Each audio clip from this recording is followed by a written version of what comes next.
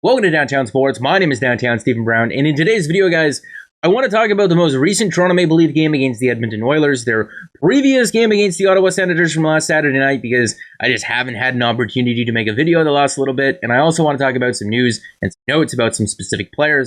When you're talking Leafs and Oilers, you're talking McDavid versus Matthews, and it wasn't really known until about this morning whether or not either or both were able to play. Matthews had tested positive on a rapid test earlier in the week, but was able to produce 2 or 3 consecutive negative PCR tests over the last couple of days, so he was able to draw into this game, and Connor McDavid, unfortunately, was not. And I don't know if you know about the narrative when it comes to the Oilers struggling without Connor McDavid on the ice, but if you're looking at the 5-on-5 numbers, especially offensively, the with and the without, there's just a little bit of a discrepancy there. And for the Oilers fans who are watching this video and saying to themselves, yeah, well, it's probably the same sort of scenario when it comes to Austin Matthews and the Leafs. When he's on the ice, they're a good team, and when he's not on the ice, they're probably not very good. And I mean, yeah, there's a drop-off there, right? You're comparing their best player versus the rest of the team. Obviously, they're not going to be as good, but when Austin Matthews is on the ice, the Leafs are a legitimate, awesome team offensively, and pretty good defensively as well, which I don't feel that he gets enough credit for. But when he's not on the ice, they have other guys who are able to contribute. And if you're looking at the Edmonton Oilers, there's a bit of a black hole here. But to be fair to the Edmonton Oilers, Connor McDavid wasn't the only player who was missing from their lineup. They were also missing Ryan Nugent-Hopkins and Derek Ryan. And of course, the guy everyone who wanted to be there in person to welcome back to Scotiabank Arena, Tyson Barrie. No, I'm joking, obviously. That was Zach Hyman, and we're not going to get to do that until next season. I mean, I think we can move on from it. I think we can look at the situation and understand that $5.75 million just wasn't going to work here for 7 seasons, especially with the amount of injuries that he's had. I can look at the situation and understand that, and also be appreciative for what he was able to accomplish here. I mean, he's one of my favorite players too. You know, I've been really happy with the way that the guys have performed that they brought in over the offseason to fill the hole that Zach Hyman left by committee. Michael Bunting is able to bring a little bit on the power play and at 5-on-5, and so is Ondrej Kase, and David Kampf is able to fill that role defensively and on the penalty kill as well.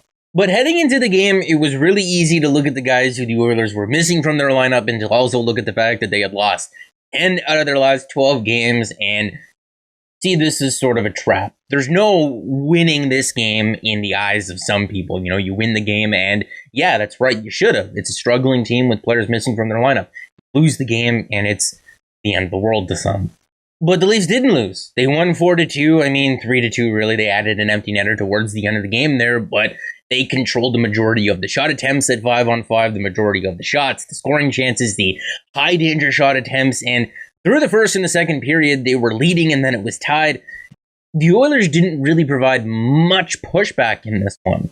You know, if you're looking at the deserve to win meter on moneypuck.com and you're looking at where the scoring chances came for both teams on the ice here, it wasn't that difficult of a night for Jack Campbell. I mean, there were a couple of nice saves, but there were also some saves where you're looking at them and you're like, what was that shot? I mean, there was the one where he kind of flopped over on his back. I mean, the whole net was kind of open on that one. I mean, it wasn't as close of a game as maybe the score suggested after 2 periods.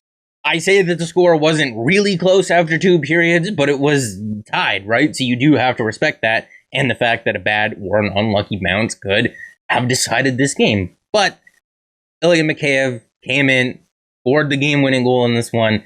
His 3rd goal in his last 2 games. I mean, the game against Ottawa was kind of just a scrimmage, really being honest of what that was. But he's been great. And I mean, what's been the book on Ilya Mikheyev the last couple of years? That he generates a ton of scoring chances, but just can't bury them? I mean, looking at the numbers from the 2020-2021 season here, out of 277 forwards to play at least 500 minutes at 5-on-5, he ranks 58th in terms of scoring chances for per 60. That narrative is true. You can see the names of the guys who he's ahead of here. And if you're looking at this quote post-game from Sheldon Keefe, he makes us a deeper team. He makes us a better team. I mean, yeah. He's a relentless forechecker. He's a good defensive forward. He can play on your penalty kill. And if he's going to start burying the puck, I mean, credit where credit is due, right? This guy wanted to play in the top 6 last year, even requested a trade because he didn't get the minutes that he thought that he deserved. And he's coming out here and he's scored on a breakaway against the Senators. That's something that Mikheyev couldn't do the last couple of seasons, and he scored on the power play as well. Had a pretty nice shot tonight against the Oilers. Yeah, credit where credit's due. And these were the lines from tonight's game, and you'll notice that Ondrej Kase didn't play tonight. He tweaked something in the gym, and he's day-to-day. I mean, they've been overly cautious with him. Oh, come on, guys, shoehorn that joke in there. With him basically all year, where they've been giving him maintenance days, they're not pushing him, man. It's not a game that they desperately needed to win, so why not give him the night off? But when he is healthy and back in the lineup, I'm really excited to see, just like Saturday night, Ilya Mikheyev play with David Kampf and Ondrej Kase, because like we already showed, Ilya Mikheyev can generate a ton of scoring chances, and he generates a lot of them off the rush. And if he's going to do that, there's going to be second and third opportunities there, and Ondrej Kase is a madman with a nose for the net, and maybe he can bury a couple of them. And like we had already mentioned, the game against the Senators from last Saturday night, it was more of just a glorified scrimmage. You know that coming into this game, the Leafs hadn't played in like 17 or 18 days. The Senators hadn't played in like 14. It was Matt Murray's first game since being recalled from the American Hockey League. The Senators had a lot of players out. The Leafs were missing a couple of guys as well. I mean, if you were a Leafs fan watching this game, it was kind of fun. You know, Justin Hall scored that goal with the bloody tissues up his nose after he was kicked in the face by an errant skate. I believe it was Sandin's. Like we said, Mikheyev scored a couple of goals in this game, and then Nylander just took it personally, I guess, and turned the scrimmage into a skills competition. Scored some really dirty goals there, and Jack Campbell made the saves that he needed to, and we'll touch on him in a minute because I do want to highlight how awesome of a season he's had. First in the NHL in terms of goals against average, and if you don't like that, he's first in the NHL in terms of save percentage, and if you don't like that, he's second in the NHL in terms of shutouts, and if you don't like that, he's second in the NHL in terms of wins as well.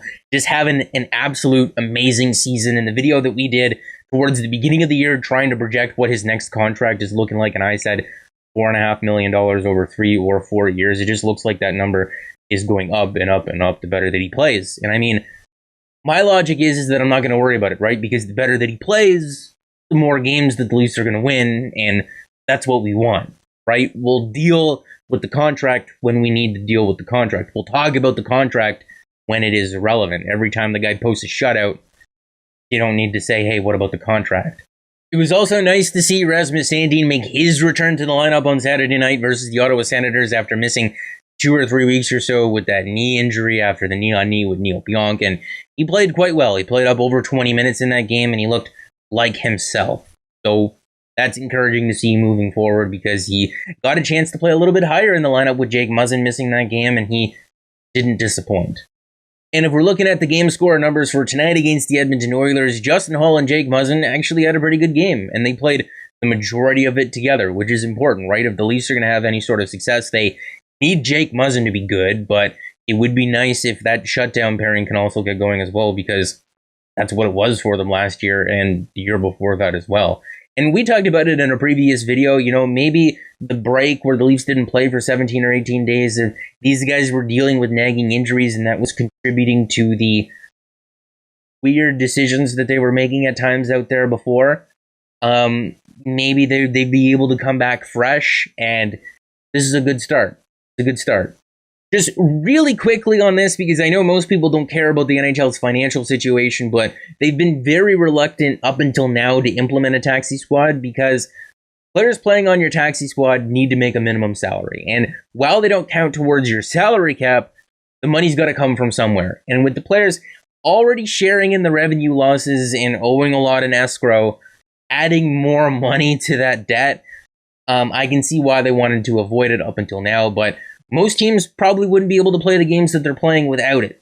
So they've also made changes to the emergency recall rules, where beforehand, let's say you were short 2 forwards. You needed to play one game short 2 forwards before you can recall someone from the American Hockey League on an emergency basis, and those 2 players needed to be making $850,000 or less. They bumped up that $850,000 number to $1 million like it was last season, and they've removed needing to wait 1 game, but only if it's due to COVID reasons. And it's very specific as to say so because they don't want teams taking advantage of these relaxed rules. So the game Saturday night, when the Leafs had Liljegren and Jake Muzzin still in COVID protocol or out for COVID reasons, they were able to recall Alex Biega, I believe, from the American Hockey League at a $0 cap hit, and that's how they were able to remain cap compliant with Nick Ritchie as a healthy scratch, and they didn't need to trade or place anyone else on waivers. But They don't want people taken advantage of. And I don't know if that is just a finger wag, the NHL's way of saying, oh, we're going to discipline you if you don't follow these rules, or if that's the NHL's way of saying, well, we might. If you're wondering why some games are being postponed and others aren't, it all has to do with money. And unfortunately, for the next little while, the NHL is going to be looking at a game and asking themselves, can we move this date? And if we can, how much money are we going to be losing? Because it was said on the Steve Dangle podcast that every game that the Leafs play without fans, they're losing like $3 million. And that adds up. And every game that the Montreal Canadiens are playing without fans, they're losing like $2 or $2.5 million. That adds up. So that's why that game has been moved to a later date, because the NHL is hoping that they can have fans in the building at some point, even if it's at half capacity. Maybe they won't lose as much money. The games that are remaining, you can't move all of them, right? So that's going to be it for the video, guys. So make sure to like it if you did like it, and subscribe for more, because more is always on the way. And I guess we can end this one off with some good news here. First off, I'm going to be writing for the LeafsNation.com as much as I possibly can be. I'm doing these videos. I should be writing and maybe even mixing some podcasting as well. I don't know. We'll see what we can do about that. But at the same time, my second big news, and you know it if you followed me on Twitter already, but I got my internship with TSN, which is awesome. I mean, it's a required part to journalism program that I do an internship, but that's where I wanted to be. I know that I'm going to be in the newsroom. I don't 100% know what that entails, but I know that I'm not going to be on TV yet. Everyone's got to get their foot in the door, right? Everyone's got to start somewhere. Give me 2 or 3 years, and we'll see what we can do about that. I mean, it's crazy to think that I started this YouTube channel as an attempt to bolster my resume in order to get this internship for school, because an internship is required to graduate from a program. And no, now that I've gotten it, I'm not just going to dust my hands and up and leave. We're going to continue doing what we're doing here, and we're going to expand, writing for the LeafsNation.com, doing a podcast. As far as what adding that to my schedule means for the channel, nothing. If I need to stay up till 2 o'clock in the morning recording these videos, I will. It is what it is. If this is what work is going to be like, it's not work. This is a hobby at best, and it's a privilege to be able to do what I've been able to do the last 2 years here with you guys. I mean, I didn't imagine ever that it would build to 6,000 subscribers, and looking over some numbers, 1.4 million video views over that time, 116,000 watch hours. I did the math. That's 13 years of people watching my videos. It blows my mind. And the reason why I say we and we're doing this is because we are doing it, right? Without you, this would just be me sitting in my basement with a bunch of hockey jerseys talking to my old iPhone, what I used to record these videos.